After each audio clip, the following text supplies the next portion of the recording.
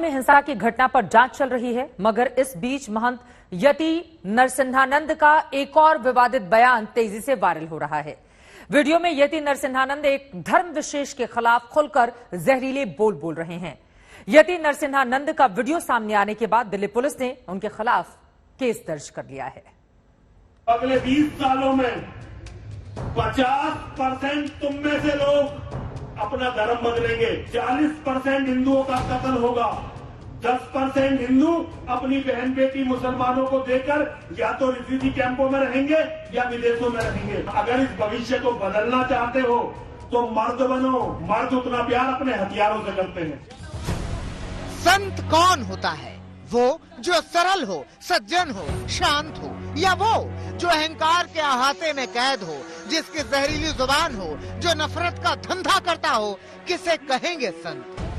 इस सवाल का सिरा पकड़िए और चले आइए दिल्ली के बुराड़ी में इस मैदान में और कान लगाइए इस मंच पर जहां यति नरसिंहानंद बोल रहे हैं। कहने के लिए तो यति नरसिंहानंद धर्म के ध्वजाधारी हैं, मगर इस वीडियो में वो भविष्यवक्ता हो गए हैं और बांच रहे हैं हिंदुओं का भविष्य। केवल 2029 में भारत का प्रधानमंत्री मुसलमान होगा। बहुत लाइव हो गए दिन में। हाँ। केवल 2029 में। और अगर सरकार ने कोई बहुत बड़ी बाजीगरी दिखा दी तो 34 में हो जाएगा। और 34 में भी भगवान का बड़ा करम तुम पर हुआ तो 39 में हो जाएगा। इतने दूर हो तुम महाविनाश से।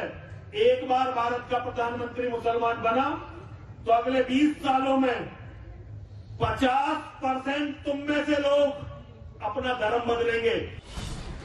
तो जिन्हें भारत के संविधान पर अभिमान हो, या जिन्हें भारतीय लोकतंत्र की कहानियां गौरवान्वित करती हो, या दुनिया के सबसे बड़े लोकतंत्र पर जो इतराते हो, वो सब दम साध कर सुने इस भविष्यवाणी को। गेरुआ वस्त्र धारण करने वाले और खुद को महंत कहने वाले यति नरसिंहानंद की जुबान से जहर बह रहा है। भविष्य की ऐसी खूनी कल्पना किसी महंत ने शायद ही पहले कभी की होगी। ये जितने मुसलमान हैं ना, ये अरब से नहीं आए, ये हमारे भाई बंधु थे। 40% हिंदुओं का कत्ल होगा, 10% हिंदू अपनी बहन बेटी मुसलमानों को देकर या तो रिफ्यूजी कैंपों में रहेंगे या विदेशों में रहेंगे। ये हिंदू का भविष्य है। अच्छा, हैरानी की बात यह है कि पहनावे से भले ही यति नरसिंहानंद महंत लगते हो और फिलहाल भविष्यवक्ता हो गए हो, मगर आगे बढ़ते हुए वो जीव विज्ञान के वैज्ञानिक भी हो गए हैं। बताने लगे कि मर्द कौन होता है। अगर इस भविष्य को बदलना चाहते हो तो मर्द बनो। मर्द बनो, मर्द बनो। और मर्द कौन होता है? जिसके हाथ में हथियार होता है वो मर्द होता है। एक मर्द वो होता है जो अपनी घर की औरतों से इतना प्यार करता है कि अपनी घर की औरतों के लिए मर मिट जाता है, उसे मर्द कहते हैं। और जितना प्यार एक पतिव्रता औरत अपने पति और अपने मंगलसूत्र से करती है, मर्द उतना प्यार अपने हथियारों से करते हैं। इस जहर बुझे बयान का वीडियो जल्द ही बुराड़ी के मैदान से बाहर निकला और दिल्ली में रहने वालों के व्हाट्सएप पर चर्चा का विषय हो गया।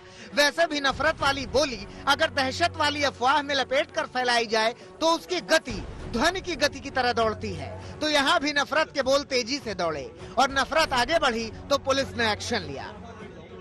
नफरत फैलाने के आरोप में, भड़काऊ भाषण देने के आरोप में और बगैर इजाजत के ऐसा आयोजन करने के आरोप में दिल्ली की मुखर्जी नगर पुलिस ने मामला दर्ज कर लिया। अब मामला दर्ज हुआ तो सवाल हुआ कि आखिर पुलिस ने जब इजाजत ही नहीं दी थी तो आयोजन हुआ क्यों? आयोजक से ही सुनिए। 100 दिन पहले मैंने आवेदन किया, पूछो जवाब दिल्ली पुलिस से। आप जवाब पूछे कि उन्होंने कितने दिन पहले उन्होंने रिप्लाई आप बताइए कितने दिन पहले? 3 दिन पहले। मैंने 100 दिन पहले आवेदन किया। आप मुझे 1 महीने पहले सूचित करते कि इस जगह पर हम कार्यक्रम नहीं कर सकते, हम और कहीं व्यवस्था करते। आप इंस्टेंट नहीं कर सकते ना कुछ। प्रीत सिंह तो ये भी मानने के लिए तैयार नहीं है कि मंच से किसी भी तरह की भड़काऊ बयानबाजी हुई थी। लेकिन कल जो यति जी कह रहे थे, उनका ये कहना था कि बेसिकली धर्मांतरण ना हो, इसके कारण आप हथियार उठा लो। क्या हथियार उठाने की बात कहना सही है? नहीं कही उन्होंने। नहीं कही। नहीं कही। अच्छा। ऐसी कोई बात नहीं कही उन्होंने। उन्होंने क्या कहा? उन्होंने कुछ नहीं कहा ऐसा।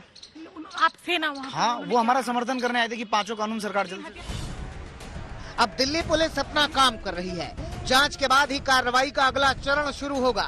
मगर ये पहली बार नहीं है जब यति नरसिंहानंद की जुबान से एक धर्म विशेष के लिए जहर बुझे बयान निकले हों। यति नरसिंहानंद अगर किसी मंच पर होते हैं तो मान के चलिए कि वहाँ कुछ न कुछ विवाद होना तय है। देखना ये है कि पुलिस इस मामले में यति नरसिंहानंद के खिलाफ क्या कार्रवाई करती है।